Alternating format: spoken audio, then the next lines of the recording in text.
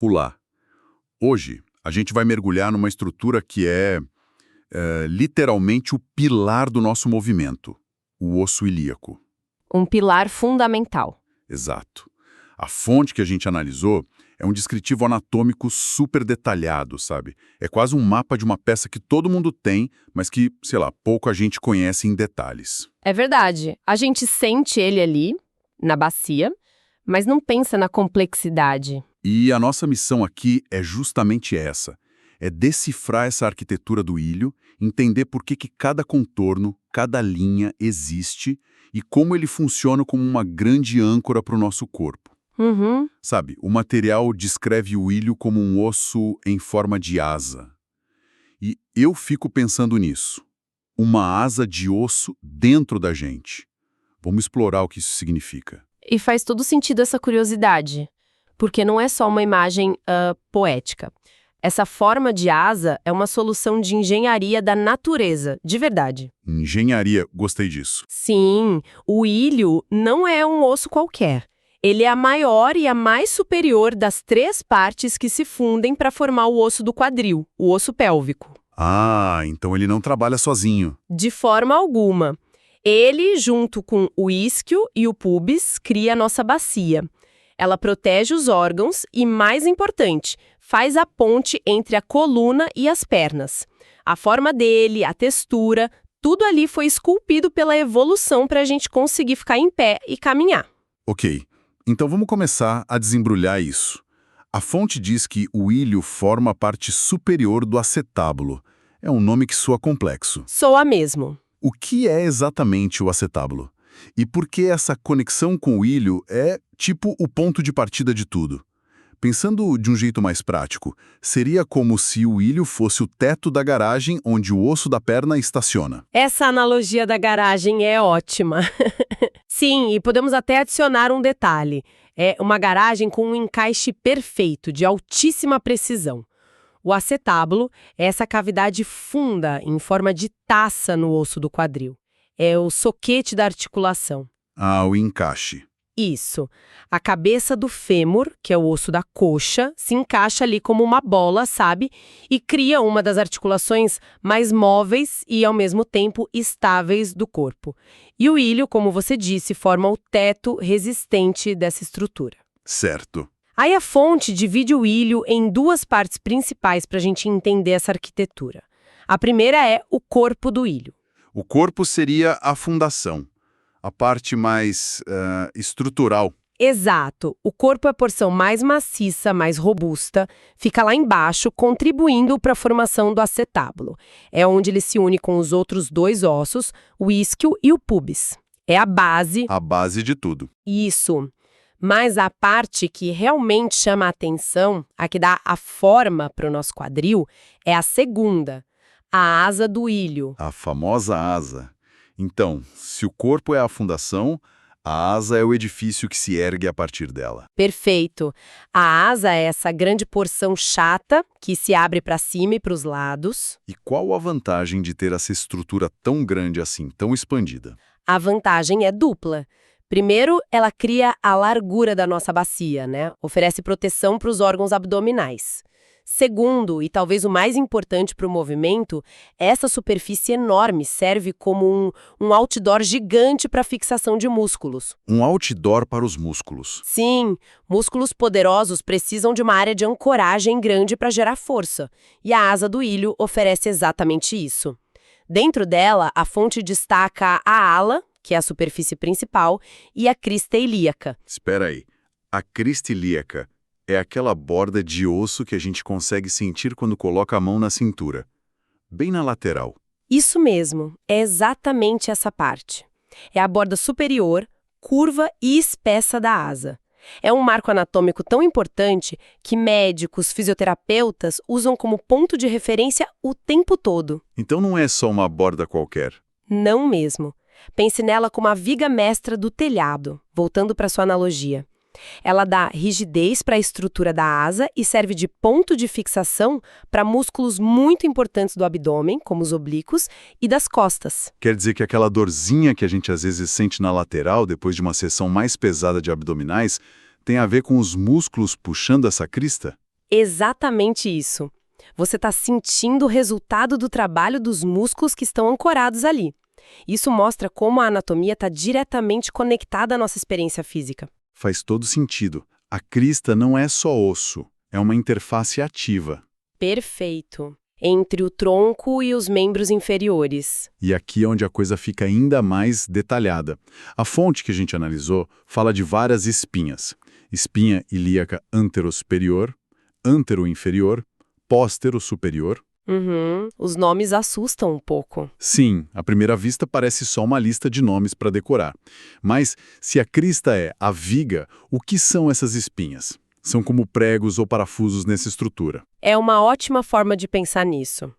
O nome espinha pode enganar. Não são pontas afiadas como espinhos. Ah, bom. São projeções ósseas, saliências estratégicas, e elas marcam os cantos do ilho. Seguindo a crista ilíaca para frente, ela termina numa ponta bem proeminente, a espinha ilíaca antero-superior, e um pouco abaixo, a antero-inferior. E atrás também. O mesmo padrão se repete atrás, com a póstero-superior e a póstero-inferior. E qual a função desses cantos? Por que eles precisam se projetar para fora assim? Porque eles funcionam como polias ou pontos de ancoragem de altíssima resistência para ligamentos e músculos que precisam de uma alavanca mecânica. Uma alavanca? Isso.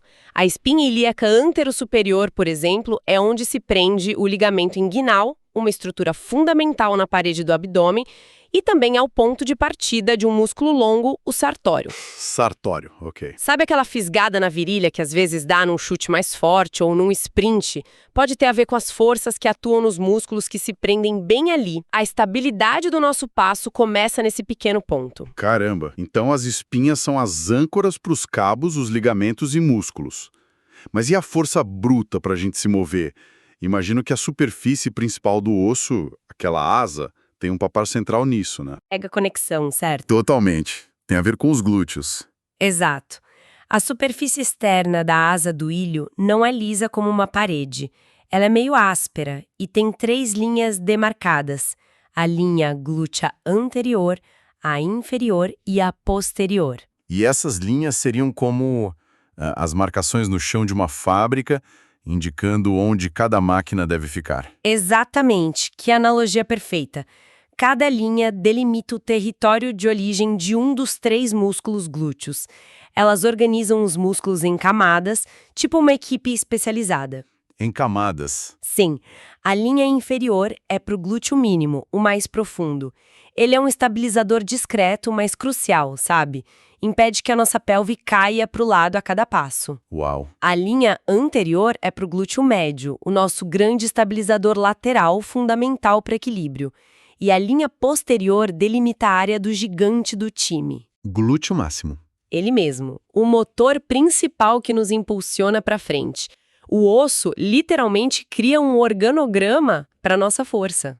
É impressionante a quantidade de detalhes. Uma linha, uma espinha, uma curva, tudo tem uma função.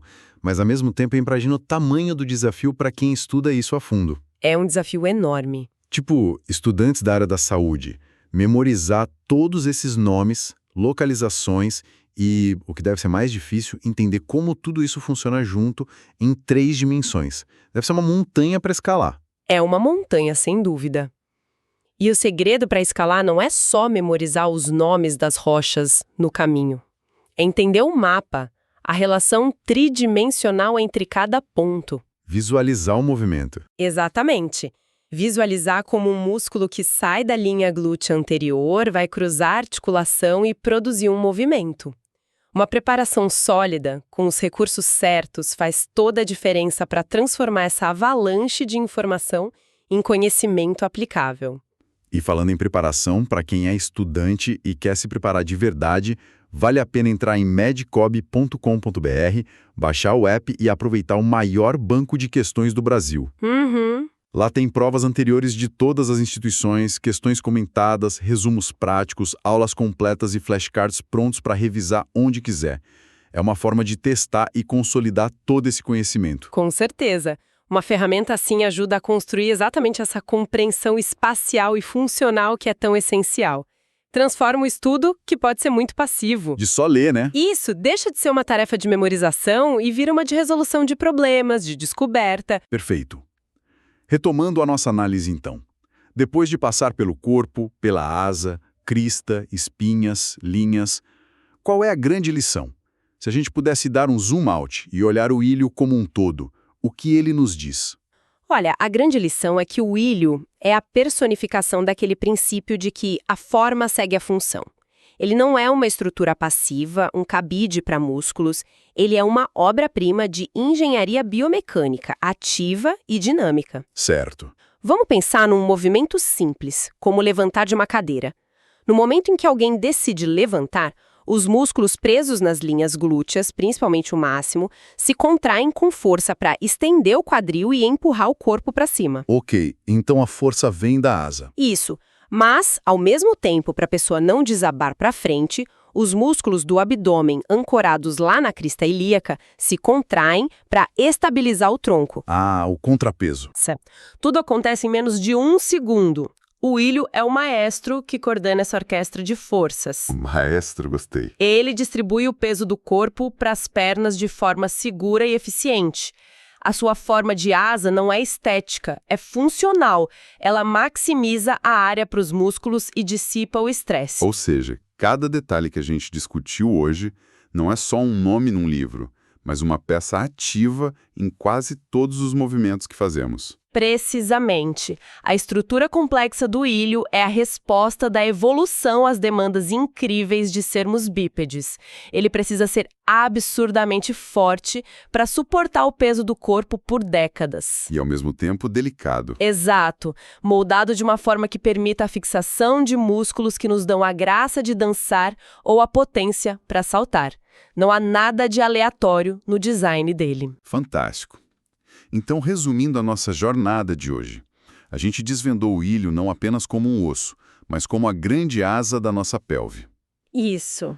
Vimos como seu corpo forma o teto seguro da articulação do quadril, como suas espinhas funcionam como âncoras de precisão para os estabilizadores e como suas linhas glúteas são o ponto de partida para a força que nos move. Uma peça central. Silenciosa e absolutamente genial do nosso esqueleto. Exato. E essa análise detalhada nos deixa com uma reflexão final, sabe? A fonte nos deu um mapa anatômico padrão, um modelo de fábrica, por assim dizer. Certo, o que seria um normal. Isso. Mas isso levanta uma questão fascinante. Considerando o papel fundamental do ilho na postura e no movimento, como será que pequenas variações individuais na sua forma, um ângulo um pouco diferente, uma crista mais alta. Variações de pessoa para pessoa. Isso, exatamente. Como isso influencia a vida de alguém. Talvez a diferença entre um velocista de elite e outra pessoa esteja, em parte, no ângulo sutil de suas linhas glúteas, permitindo uma alavancagem muscular mais eficiente. Uau, faz sentido. Ou talvez a predisposição de alguém a ter dor lombar esteja ligada à forma como seu ilho se articula com o sacro. É um lembrete que a nossa arquitetura interna pode ser tão única quanto o nosso rosto, com implicações funcionais que a gente só agora está começando a entender de verdade.